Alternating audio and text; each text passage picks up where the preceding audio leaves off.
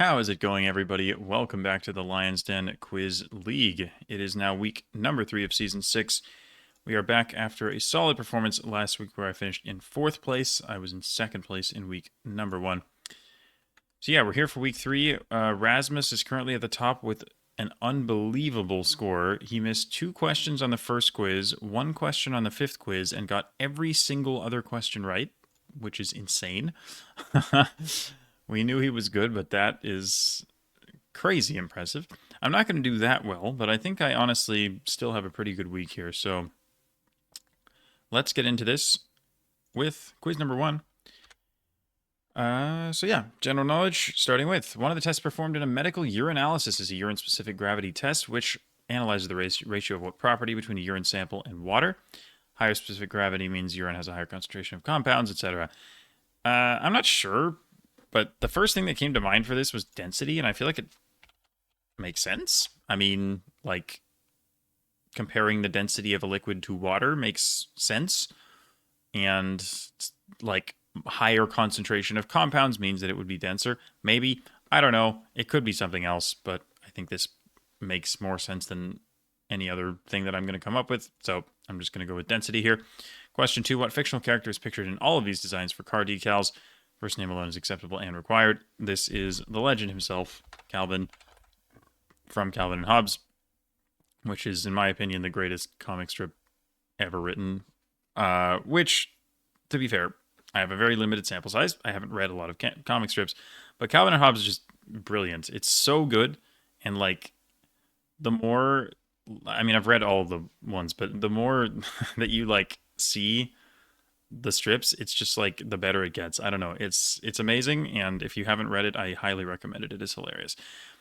Number 3, it is not a urinal, it is a piece of fine art. Of course, which artist created the ready-made scene below? Armut is not a correct answer. This was signed as Armut by Marcel Duchamp, the famous Dada artist who has a lot of sort of odd artworks, I guess. But this one, I believe, is called Fountain, and it's just notably a urinal with a signature on it. One of his most famous works. Question number 4. Though unconfirmed, a heap of manure is thought to have cushioned the fall of Jaroslav Božita of Martinica and Vilém Slavata of Chlum after they went tumbling in 1618 in what city? So this letter here, that hopefully you can see when I highlight it, but this R with the hot check on it is exclusive to the Czech language. That letter is not seen anywhere else. So if it's Czech, it's probably Prague, especially because I'm guessing, I mean, went tumbling, this might be referring to defenestration, like the defenestration of Prague. I don't know if it's the first one or the second one or whatever. I think it's maybe the first one. I don't know. But, or maybe it's something else. But anyway, the defenestration of Prague is a thing where I guess people fell out of windows.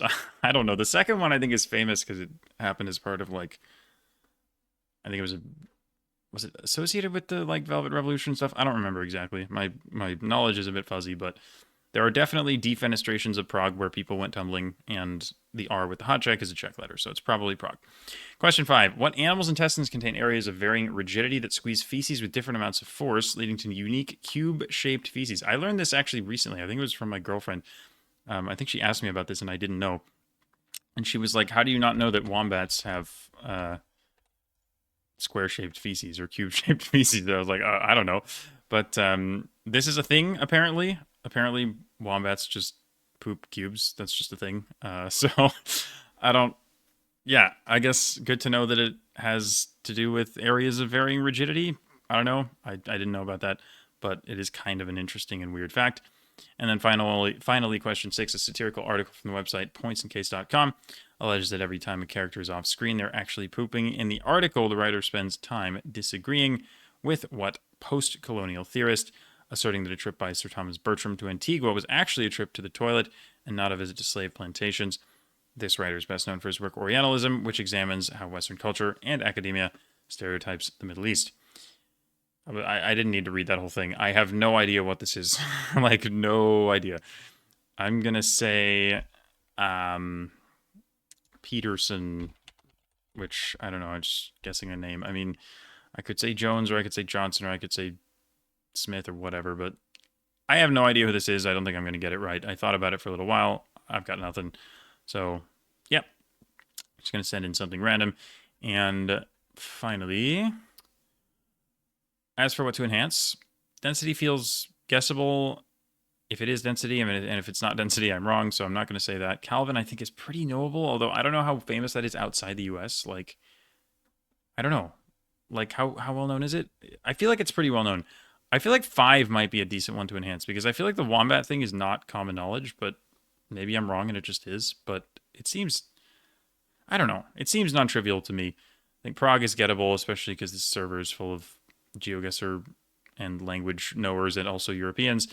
So, and Duchamp, I think, is easy. So, at least compared to the other stuff. So, I think 5 is fine. I don't know. Maybe it'll turn out that one of the others was a better enhance. But anyway.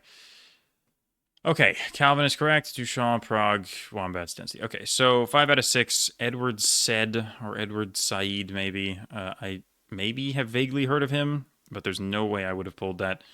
But the others are correct. So glad that density worked out, and that is a very solid 5 out of 6 on quiz number 1. And we will head swiftly on to quiz number 2. More general knowledge. Often putting your finger and your thumb in the shape of an L indicates that you're calling someone a loser. However, a slogan translating to as "do the L" has been used to encourage people to make this gesture in support of a politician with a 4-letter mononym. What country with the Y unbold has that Workers' Party member been the president of since 2023? So I thought about this for a bit because I was a little unsure, but then I thought of something that I think makes a lot of sense. I was just trying to think of mononymous world leaders, and I thought of Lula, who is the president of Brazil. And I think that makes a lot of sense. I mean, 4-letter mononym, Lula. I mean, I know he has a full name, but he just goes by Lula. Everyone knows him by Lula. So I think that makes perfect sense. I'd be kind of surprised if it's wrong because I don't know what else it would be, but maybe it's something else I haven't thought of. The Latin phrase pollice verso, translating as with a turned thumb, was a gesture that ancient Roman crowds would direct en masse at what people? So these, I believe, are gladiators. This is famously a thing that happens in the movie Gladiator, where like Joaquin Phoenix is like, and then he like turns his thumb up. It's a famous scene from the movie. I mean, I think that's the scene I think where Maximus like takes off his mask, etc. You know the one if you've seen it, and if you haven't seen it, go see Gladiator because it's a fantastic movie. But anyway, this is a thing that the people would direct towards gladiators. Question 3. The whatever sign made by creating a W with one's hands was popularized by a 1995 movie about high schooler Cher Horowitz, who acts as a matchmaker for 2 of her teachers, but becomes overconfident in her social engineering abilities. Name either the film or the 1815 British novel it was loosely based on. I don't know the film. Never heard of it. No idea. So I had to try and get this via the novel, and I was trying to think of novelists who existed. I thought of Vanity Fair, but Vanity Fair comes up in one of the later quizzes, so I don't think it's that. I thought of the Brontes, but the Brontes came up recently in like last week's quizzes, I think, so probably not them either. And then who else did I think of? I thought of George Eliot. I thought of Jane Austen. I thought of a couple others as well. I ended up deciding maybe Jane Austen was a good option because I think the time period is roughly correct, although I might be wrong about that. She might have been a little bit later. I don't remember. So I'm going to guess a Jane Austen novel. I don't think it's Pride and Prejudice, not only because that came up in a previous quiz, but also because I don't think that's what Pride and Prejudice is about. I saw a musical version of Sense and Sensibility, or maybe it's just a play, I think. But anyway, I don't think that's what Sense and Sensibility is about either. So it could be Persuasion, Emma, Mansfield Park, Northanger Abbey. I'm going to guess Persuasion because, I don't know, it sounds... I mean, there's a lot of yapping to probably just get the question wrong because I don't actually know what any of this is, nor do I know what happens in Persuasion or Emma or anything else. But I think, like, I don't know, matchmaker for teachers. So she's like persuading them to get together. Like maybe that's what persuasion means. I don't know. But anyway, that's my guess. Question 4. There are many right-hand rules, but the one pictured below uses the index and middle fingers to represent 2 vectors A and B, making it easier to visualize the perpendicular vector returned by applying the cross product to A and B. This is just it's just a vector operation noted by the X. The 2 sort of most famous vector operations are the dot product and the cross product, and this one is the cross product. Question number 5. At the 1968 Mexico City Summer Olympics, American athletes and medalists Tommy Smith and John Carlos both raised a gloved fist in the air when the U.S. anthem played. This gesture is most often referred to with what two-word political slogan that was coined by Native Son author Richard Wright? So I had to think about this for a bit, but I think it's probably Black Power, I would imagine. I mean, Richard Wright is black for sure, and I think that the sort of like fist symbol is like a Black Power thing, and I would assume that that's what's going on here.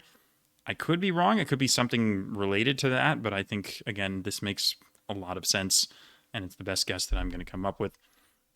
And finally, question 6. Maurizio Catalan's sculpture Love, a middle finger that lies in front of the Italian Stock Exchange, is in which city? Italy's largest church is a Gothic cathedral in this city, which was ruled for most of the 15th century by the Sforza family. This is Milan. The largest cathedral in Italy is in Milan, and the Stock Exchange being in Milan also makes sense because it's a very sort of modernized financial kind of modern city. Anyway, said modern twice, but you get the idea. As for what to enhance, I haven't actually thought about this one. I think Brazil feels gettable. If I can get it, a lot of people can probably get it. Gladiators, I think, is pretty well known. 3, I don't feel good about. Like, I don't know, man. Like, a lot of people in this league are really good at, like, math stuff. So I feel like a lot of people are just going to know what the cross product is, but Milan feels too easy. Do I enhance 4 or 5 is the question. I don't know. I mean, Black Power. Like, I think that's right. Gloved fist in the air. But how well known is that? Like, outside the U.S. is the thing. Like, I don't know. I probably should know, but I don't. I'm going to say people tend to be, like, way better at math than I expect. So I'm going to enhance 5.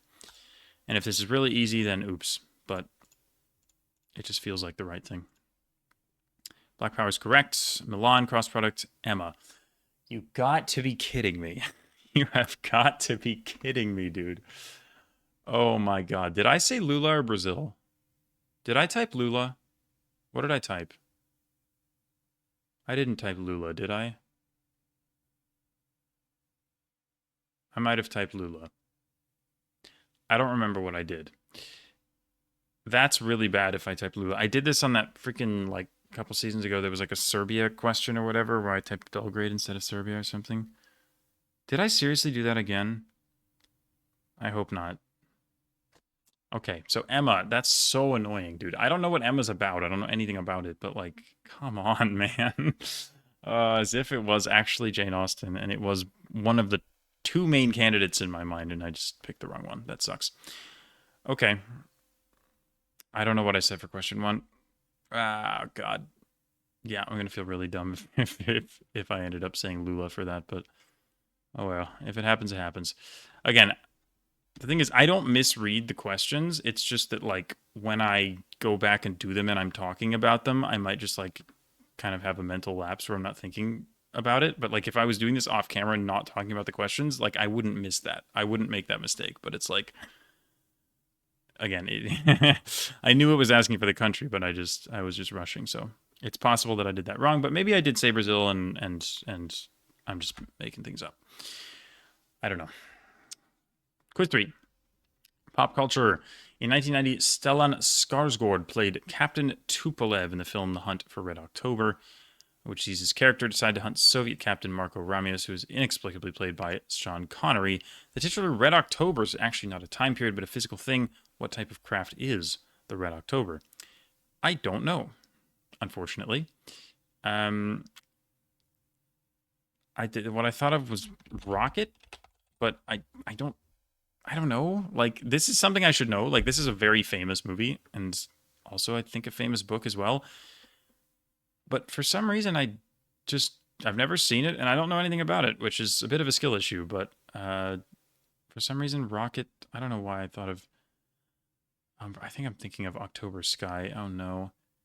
Whatever, man. I don't know what it is. I'm just going to stick with this. I think this is wrong, but I wish I knew, but I don't.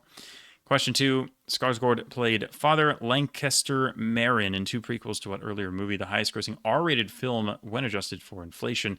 In the prequels, Skarsgård's character encounters the being Pazuzu for the first time. So, I don't know. I'm going to guess The Exorcist because I know that was like a massively popular movie.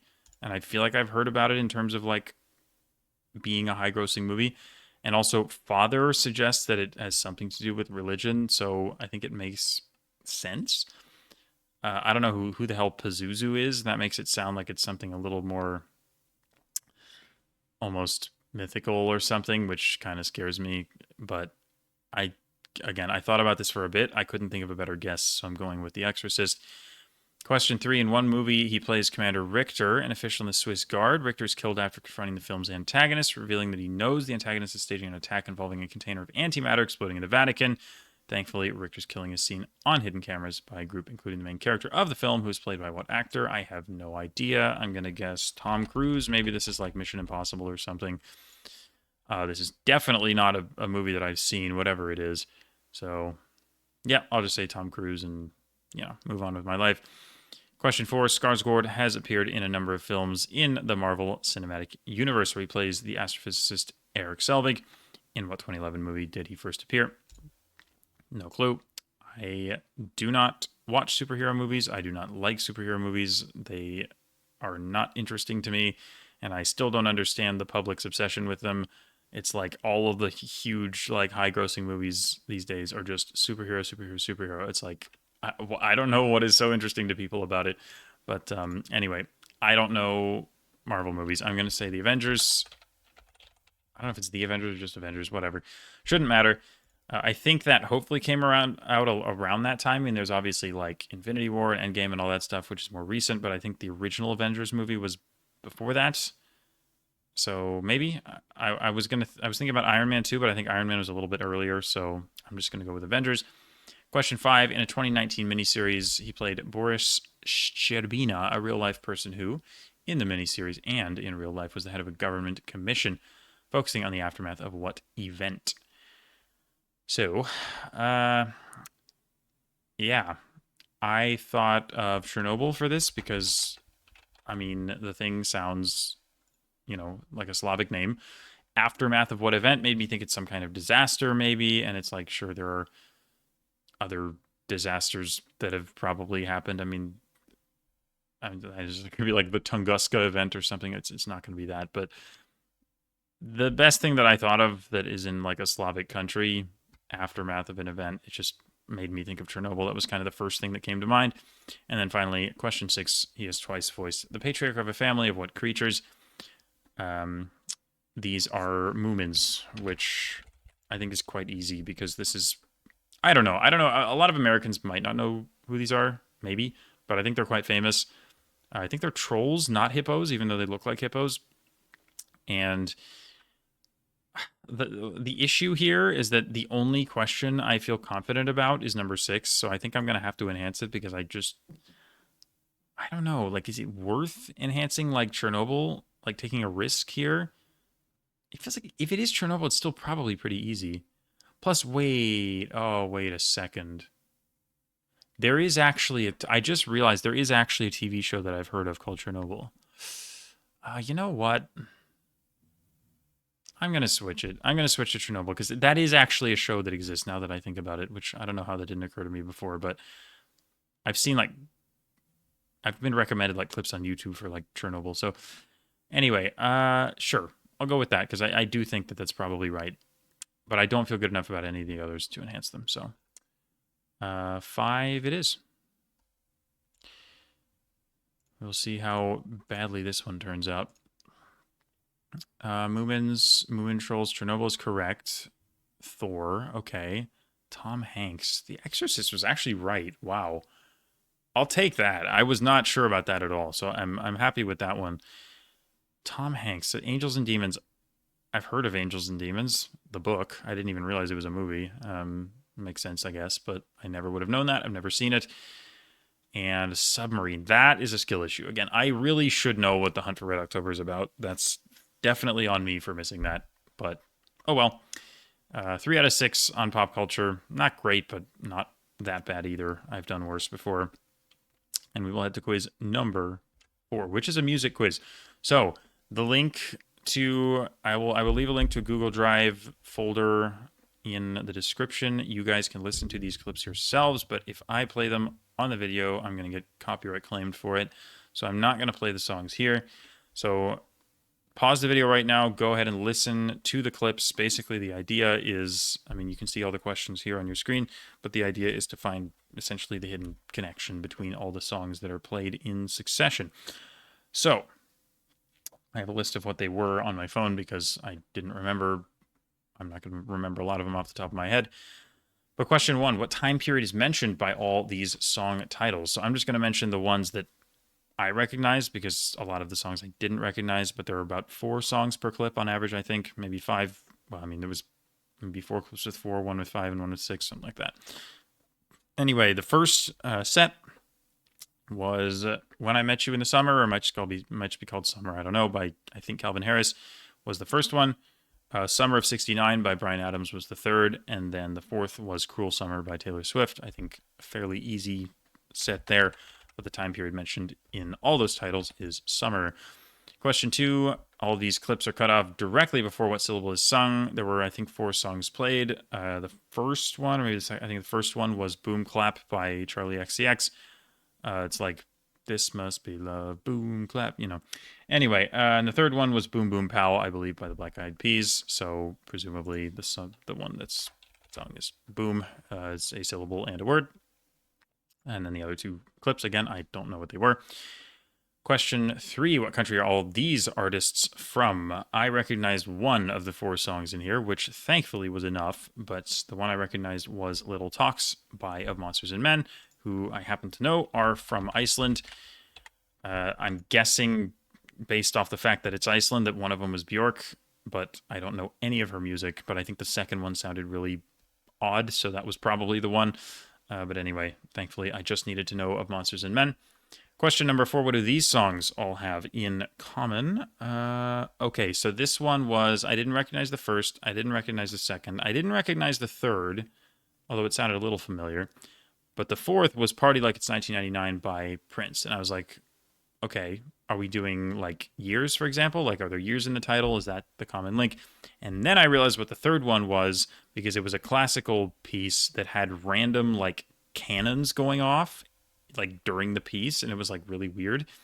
And then I realized, wait a second, the 1812 Overture by Tchaikovsky is quite famous for having cannons in the piece. Again, I've never listened to it before, like ever. I could not have told you how it goes, but I know that it has cannons in it. That's one of the most famous things about it. So presumably these all have years in the title because, yeah, 1812, 1999, again, that should be enough of a common link to be confident about what the question is asking for. Question number 5, these clipped songs all share what feature? Feature in question lasts for 11, 12, 42, 44, and 214 seconds in the different songs clipped. So the ones I recognize here were, I think there were 5 songs and I knew 4 of them. So the first one played was Centerfold by Jay Giles Band. The third was What Makes You Beautiful by One Direction. The fourth is Hey Jude by the Beatles. And the fifth was We Are Young by Fun. So all of these have parts of the song where they just go na na na na na na na. So Centerfold is like na na na na na na na na na na na na. What Makes You Beautiful, na na na na na na na na na na. Hey Jude is na na na na na na, and then We Are Young is na na na na na na na na na na na na, etc. Again, the fifth one I don't remember what it was, but I definitely know enough to be able to get this right, so I'm just gonna say na na na, I guess, and presumably that's what they want me to say. And then finally, question 6, which I think is definitely the toughest of the bunch. I was really happy with myself for actually solving this. So if you guys don't know what it is, you can listen to me say the names of the songs that I knew, and maybe you can try and make the connection based off the ones that I say. There were 6 songs in here. I recognized 3 of them. The first one I recognized was Fat Bottom Girls by Queen. The second one was Shut Up and Dance by Walk the Moon, and the third one was Semi-Charmed Life by Third Eye Blind. So, if you want to pause the video and think about those three things that I just said and what connection they might have in common, feel free to do so. But I guess I will spoil it now. I believe that the group is Quarks, because the one that gave it away was Semi-Charmed Life, because I was thinking, okay, like, could it be the artist? Could it be the songs titles that have, you know, things in common? I guess it says indirectly references. But anyway, charm in the title, I was like, okay, what could that be a part of, right? Because Fat Bottom Girls and Shut Up and Dance, you have bottom, you have up, but like that's not that helpful. Like that could be a lot of things. But charm is a word that's, you know, it's a little bit less versatile. It doesn't have as many uses. And I was thinking of like, what group could these things be in? And then it kind of clicked. I was like, wait, charm is a quark. And then we have up and we have bottom. The others are, of course, down, top, and strange. Although, again, I don't actually know what the songs were. The first one might have been Strange Fruit, actually, now that I think about it. But I wouldn't have known that from the clip itself, because I've never actually listened to that song. So finally, I will enhance 6 because I think it is definitely the toughest one in here. And we will click the bicycles, and hopefully this is 6 out of 6, which honestly, I will take that given... Oh, there we go. Well, here you go. Summer by Calvin Harris, Summer Nights from Greece, didn't know that one. I didn't know Boom Ba Ya by Blackpink because I don't listen to K-pop. I didn't know Boom Boom Boom Boom, whatever that is. Hopi Pola by Sigur Rós. That was Bjork. The second one, From the Start by Laufey. Again, don't know that. 1979 by Smashing Pumpkins. 1985 by Bowling for Soup. Again, never heard of either of those, but the last two were more gettable for me. The one I didn't recognize here was All the Small Things, which, to be fair, I have heard that song, but I didn't know the title, or just from hearing it, I didn't know what it was. And then finally, Strange Fruit was indeed the one there. We have Calm Down by Rima, and then Top Gun Anthem from Top Gun. Okay, there you go. 6 out of 6. I will take that. Again, given I'm not normally very good at music quizzes, although I think it helps when presumably the people writing the quizzes have a somewhat similar music taste to me, because I go to bar trivia every week, and the guy who does the bar trivia, like, there's a music round at the end every time, and I never know, like, literally any of the things he plays, and it just kind of shows me, like, wow, I do not listen to the same type of music as this guy. Almost all the stuff that he plays is, like, recent, like, pop and rap, you know, things that are, you know, popular nowadays, which, again, that's just not what I listen to at all. And I know a lot more stuff from, like, late 2000s and the 2010s, because that's kind of just when I was a little more in tune with what music was popular. So there was a little bit more of that in this quiz, which I certainly appreciated. But also, this kind of quiz is really fun, being able to just kind of find the links between songs. Even if you don't have to know all of them, you just have to know a couple of them, and you can kind of solve it from there. Is, in my opinion, a really fun quiz concept. So kudos to Looney on that one, I think. Maybe it was Benny. I don't actually know. I think it was Looney, but I will just move on to the next quiz because I don't want to... Well, whatever. I can go through the whatever. It is Looney. So yeah, great quiz, really fun. And we head to quiz 5, which is about graphs. And it's a math quiz, and I love math quizzes. Math quizzes, you know, I selfishly obviously wish that they came up more often, but we have had a few math quizzes in the LDQL, and they're always a really fun time. I quite enjoy them. So, in math, a graph is a mathematical structure consisting of a set of vertices, with some of the vertices connected by edges. And this thing here is an example of a graph. Number 1, the mathematical field of graph theory is generally thought to have been started by Leonhard Euler. In 1736, Euler posed a problem asking whether it was possible to cross each of the 7 bridges in a certain city without using a bridge twice, a task he eventually proved to be impossible. Give either the name of this city in Euler's time, which gives its name to the problem, or the city's modern name. So this is a very famous problem called the 7 Bridges of Königsberg, and it is now known as Kaliningrad, so either of those answers is acceptable. I do remember actually in one of my recent guessware videos, we had Kaliningrad, and I think Zach left a comment and was like, hey, I recognize the bridges in Kaliningrad from the Königsberg problem, which is kind of a fun little way to solve a satellite image. Question 2, in graph theory, a circuit is a path that starts and ends at the same vertex. A circuit that uses every edge in a graph once is called an Eulerian circuit after Leonhard Euler. On the other hand, a circuit that visits each vertex exactly once is named after which other mathematician, who also names a function in physics denoted at capital H, which is equal to a system's total energy for simple systems. I think, hopefully, that this is Hamilton, because I think that the function is called the Hamiltonian. The total energy thing is called the Hamiltonian. I hope I don't have the wrong capital H thing, but I think that's what this is. So that is what I will go with here. Question number 3, one of the best known results in graph theory is the 4-color map theorem, which states that every map can be colored with at most 4 different colors in a way where no 2 regions sharing a border are colored with the same color. In the math world, the theorem's 1976 proof is important for being the first proof to heavily involve what tool? Nowadays, the use of these tools in mathematical proofs is broadly accepted, but the proof was controversial for being difficult to verify at the time of its publication. I'm not sure, but my thought here was computers.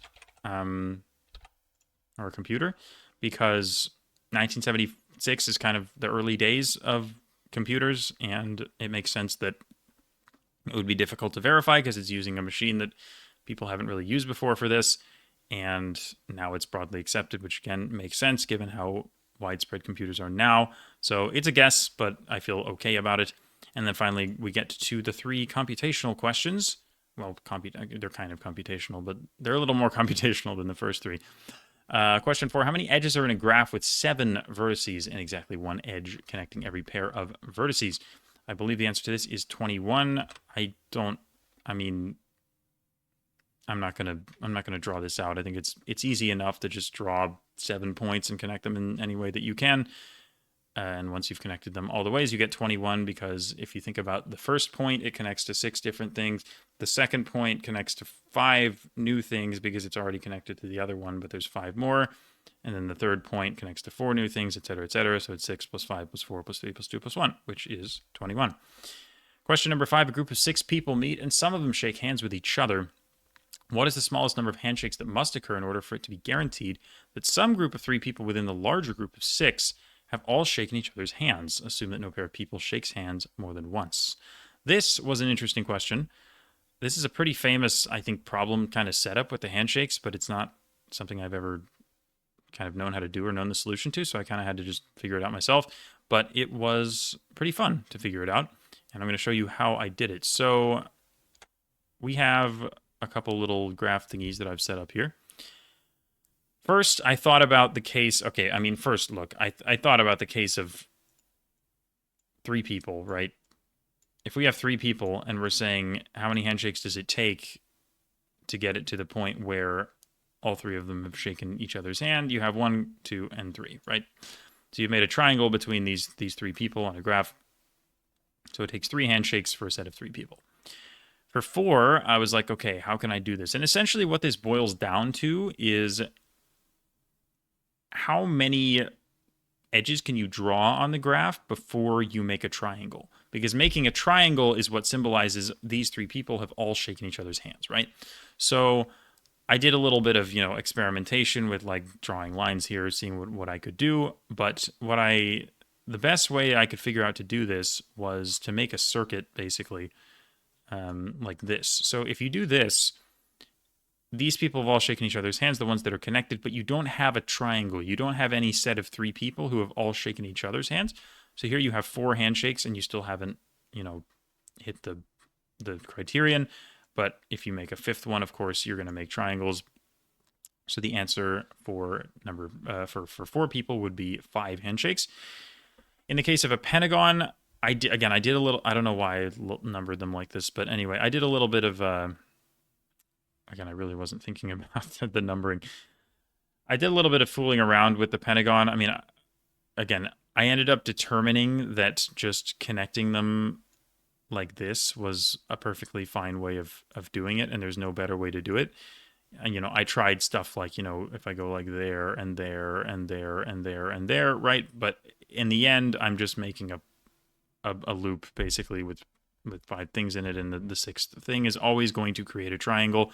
So again, in the case of the pentagon, when you connect them like this, no matter what 6th vertex or 6th edge that you draw here, you're going to make a triangle. If I draw it here, then 2, 4, 5 is a triangle. If I draw it here, then 3, 4, 5 is a triangle, etc. So for a pentagon, the answer would be 6. So I'm thinking, okay, it's 3 for a triangle because a triangle is a weird case, but then it's like, okay, if a square is 5 and then a pentagon is 6, maybe a hexagon is going to be 7. However, the hexagon presented kind of an interesting case because when I connected the things like so, again, we have 6 handshakes that have taken place here, and we don't have any triangles. But the hexagon is different because in the pentagon, if you connect any two things, you're going to make a triangle. But you can connect things in the hexagon without actually doing that. So if you connect 1 and 6, for example, this is a 7th handshake, but you still don't have a triangle anywhere here. There still is no set of 3 people who have all shaken each other's hands. And you can actually continue like this. You can connect the 3 and the 4, and you can connect the 2 and the 5. And in none of these cases is there a triangle. Now, it looks like there are 6 triangles, but keep in mind that the thing in the center is not a vertex. So we actually don't have any triangles here. If you take any set of 3 points on this hexagon, there will not be a triangle that connects all 3 of them, which is really interesting, the way that it kind of expanded when you added the 6th person. So basically what I've done here is I've connected these points 9 times, and there is no triangle, but if I connect a 10th time, no matter where I put the edge, it's going to create a triangle. If I do it here, we have a triangle between 1, 3, and 5. If I do it here, it's 4, 5, and 6, etc. So basically, the conclusion here is that the minimum number of times required, the number of handshakes required to guarantee that you have a triplet in a set of 6 people is 10. And I hope that I'm right about that. So I'm going to say 10. And that, honestly, is a cool question. I really enjoyed working through that. Just the first thing I tried to do was kind of just think about it in terms of like, I listed like 1, 2, 3, 4, 5, 6 and tried drawing lines between them. And I was like, wait a second, I need to just draw it as a graph, draw a hexagon and see where I can go from there. But that was a fun question. Finally, question 6. Jerry lives in a town where the only inhabitants are him and his 5 friends. These 6 friends live in 6 separate houses. Every road in this town is a straight line that connects one house to another without turning. Jerry wants to play a game. He would like to start at his house, drive exactly once on every road in the town, and end back at his house. Furthermore, when he starts driving on a road, he has to drive to the end of it, so he can't turn at a place where 2 roads cross. Of these 4 potential layouts down below, there is only one where he can actually successfully complete this game. So the first thing I tried to do was just try drawing lines all over the place. And I was just like, I'm going to start with diagram A, and I'm going to go there, and then there, and then there, and then there, and then there. And then that eventually was like, wait a second, this is not going to work. I need to think of some kind of system because I'm going to lose my mind if I try to just do this, because I wasn't getting anything for diagram A. And then I thought, okay, what has to be true if you, like, basically I thought of it this way. You're starting at the one on the left, and when you reach any vertex, any of the houses, right, you're going to get to the house, and then you're going to have to leave the house. So basically, the point I'm trying to make here is that you're going to get stuck if the number of edges that reach a certain vertex is odd. Because, for example, if there's a house that has 3 edges, then you go to the house and then you go away, but then there's still a 3rd edge that you have to, there's a 3rd road that you have to cover. But if you go on that 3rd road, you're going to get stuck because then there's no way to leave, right? Because you've already done, edge 1 and edge 2, you already covered edge 3, and you're stuck at that house, and there's no way to get out without going on a road that you've already been on.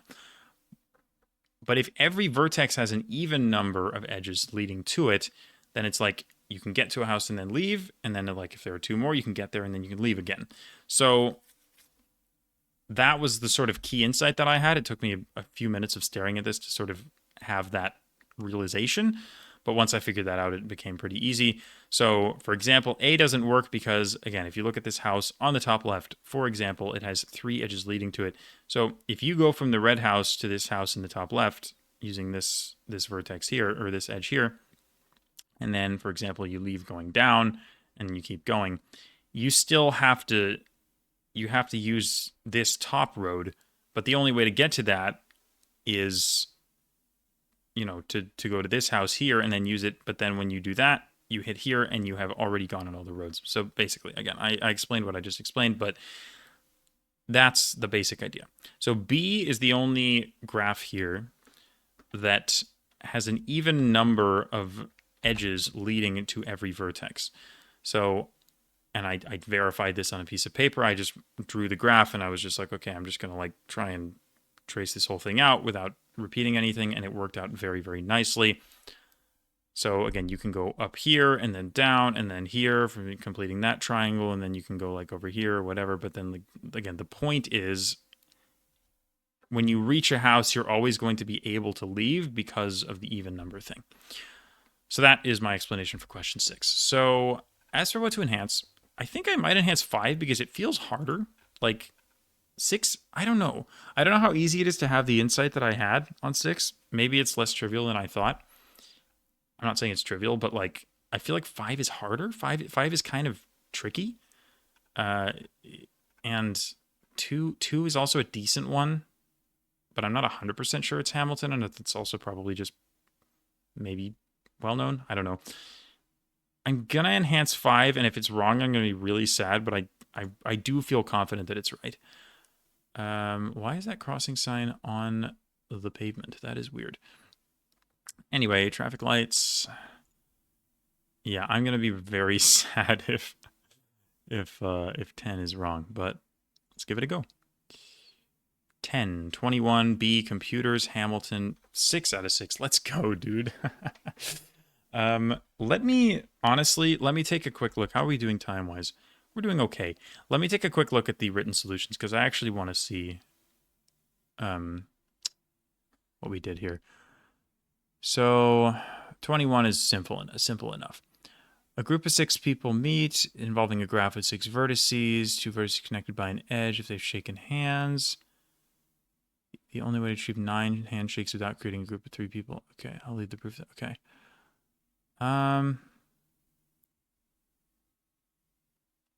don't know. They did like a case by case kind of proof here, which my proof was not as rigorous as this. I mean, I didn't really do a proof. I was just like, I'm gonna connect these in any way that I can, and it just kind of worked out for me.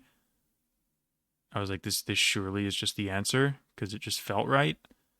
6 vertex graph where each vertex has degree less than or equal to 3 must have at most 9 edges since the sum of the degrees that okay, so we're using is degree the name for the number of edges that okay. I don't know. maybe this is too much, but if you guys want to pause the video and read this, of course feel free to do so. And then here, there you go. The graph theoretic way of doing this problem is to realize that a graph has an Eulerian circuit if and only if the degree of every vertex is even. Each house is connected to an even number of roads. And yep. Oh my gosh. Solving problem 5. I wonder if the okay. Again, my brain's too fried right now to actually think about what's going on here.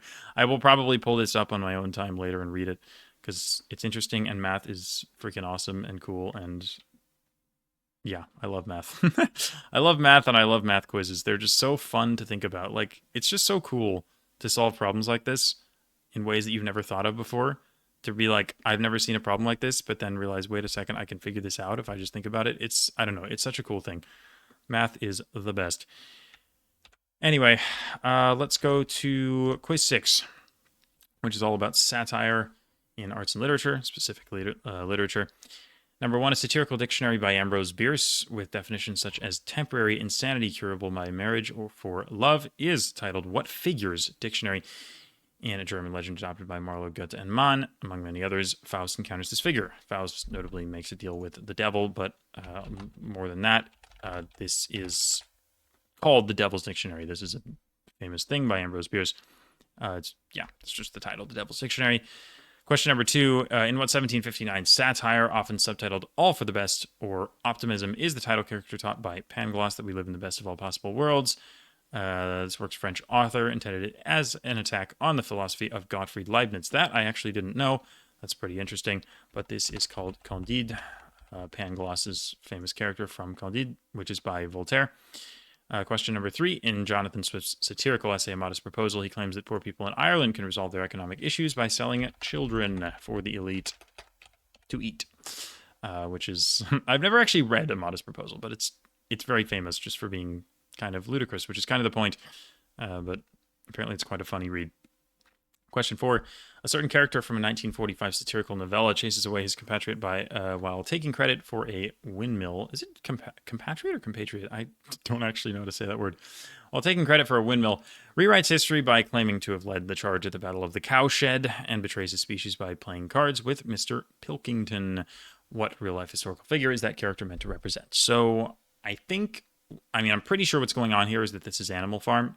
Battle of the Cowshed satirical novella just sounds like Animal Farm, and the time period checks out as well. So I think the answer is going to be Napoleon, because there is a pig, I think it's a pig in Animal Farm called Napoleon. There are a couple other characters. There's Snowball is a thing. Boxer, I think, is a character. But the only one who's named after a historical figure, as far as I know, is Napoleon. Now, I hope it's not like Snowball actually represents like Charlemagne or something, but probably not. So I think Napoleon is almost certainly the answer here. Question 5. William Makepeace Thackeray's novel Vanity Fair, which aimed to defy and satirize the Victorian convention of writing about idealized lifestyles, is subtitled A Novel Without a Hero. And I don't know. I wouldn't have known the second thing, the Joseph Campbell thing, but I guess I just know that the subtitle to Vanity Fair is A Novel Without a Hero. And then finally, question 6. Ignoring numbers and punctuation marks, what are the first 6 letters in the collected works? A minimalist poem by Aram Saryan that satirizes found poetry. Most modern writers are very likely familiar with a system commonly known by these 6 letters, or a related French-based system whose first 2 letters are instead AZ. So that, I would not have gotten this right if not for this French clue. But this is, I think, QWERTY, which is the keyboard layout, the typical, at least American keyboard layout. The reason I know it is because I know that the French system is AZERTY, like AZERTY, the ERTY. So I've seen French keyboards. I've had to type on them before at like the French LAN tournaments, and I'm like, what the hell is this keyboard? But yeah, the French layout is AZERTY, and the American and probably others layout is called QWERTY. So I think I might enhance that one because it feels pretty tough. Like the whole AZ connection, it's lucky that I know that, but I think a lot of people probably won't. A hero is probably decently hard. Napoleon might also be decently hard. Children is not that hard. Candide, again, you kind of just know or you don't. And then the devil, I think, is easier because of the Faust clue. So I will enhance 6, and I think I do have hopefully 6 out of 6 here. Again, I'm very good generally with the arts and literature quizzes just because I think that... All right, so I'm going to have to cut the video because it showed the email at the top for some reason. Yeah, I don't really know why that happens. Okay, so, wow, by the way. Children is fine. So I got 5 out of 6, and I enhanced the one that I got right, so that's fine. But holy crap, question 4 is evil. That is evil. Like, that is pure evil.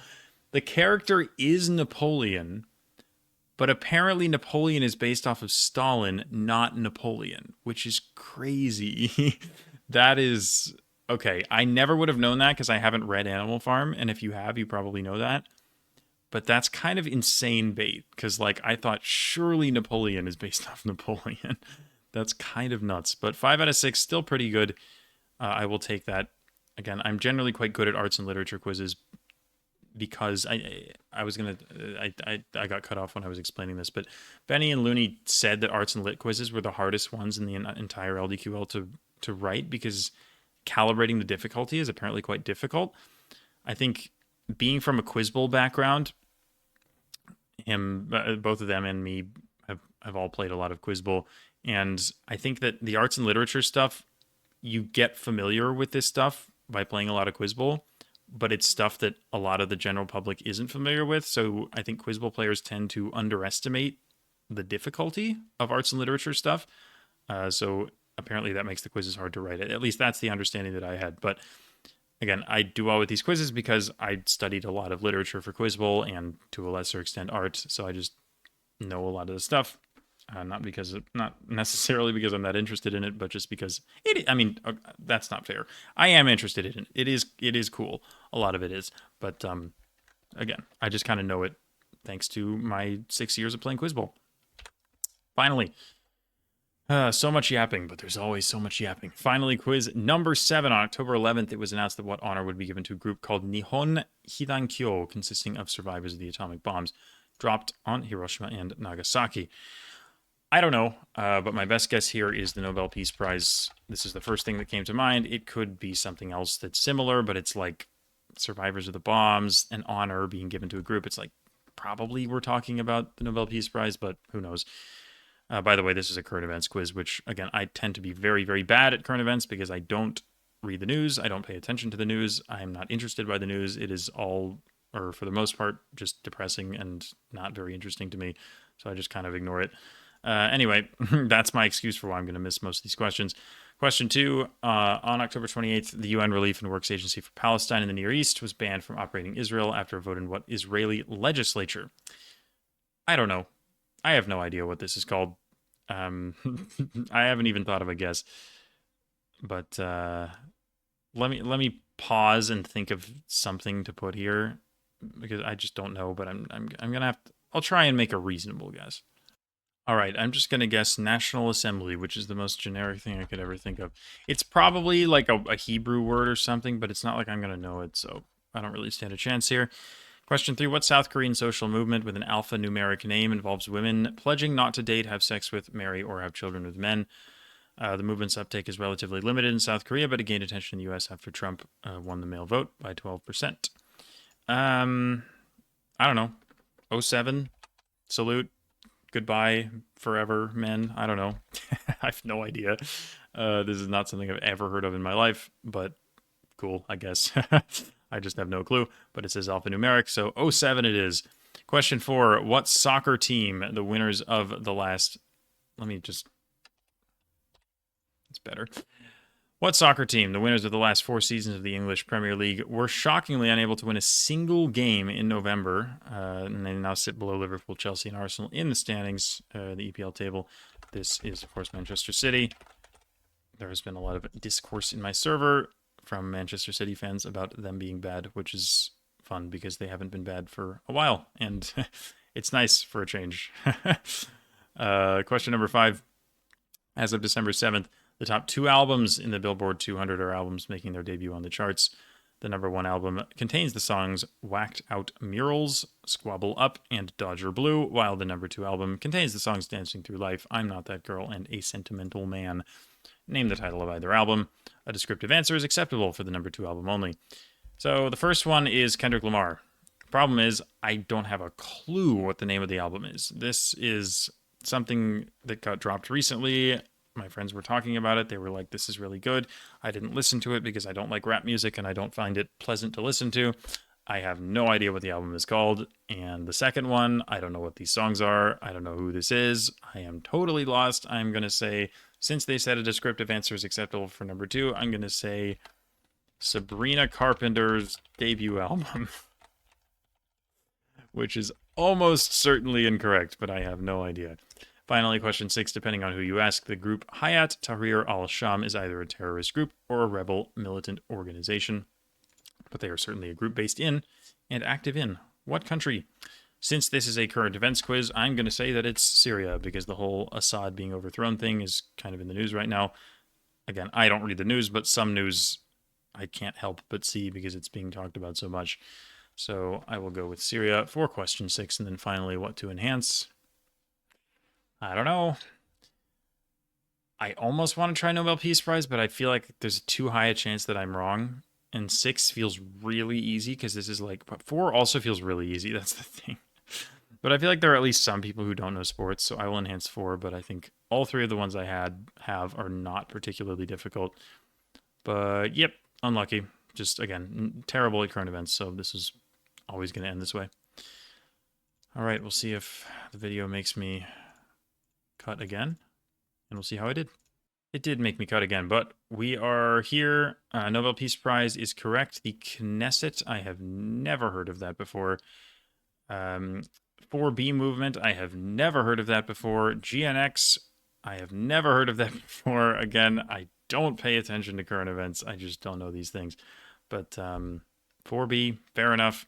GNX, again, I literally haven't even heard that album name, despite the fact that I have heard a lot of people talking about the album.